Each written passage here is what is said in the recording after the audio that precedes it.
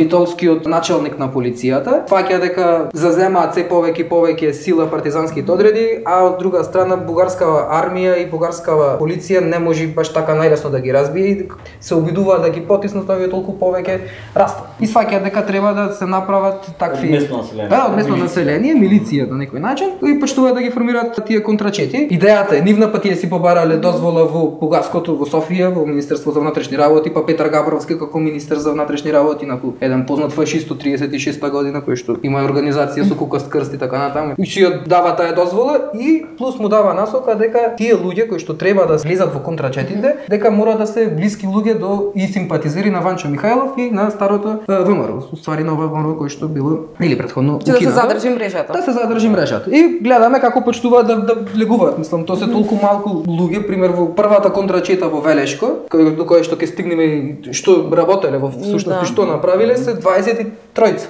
кои што ги знаеме ние денес по име по презиме. Мислам, не е тоа некоја кизне каква мрежа. До 44-та година, тоест до крај на 43-та, 44-та почеток, стигнуваат максимум до 40 на луѓе. Мислам, никогаш тие не преминале да има, не знам, некоја структура од 4000 души. Некоја сериозна таква. Значи, биле мали генерално структури, меѓутоа биле доволни за тоа што големи злосторства. Да направат многу големи злосторства.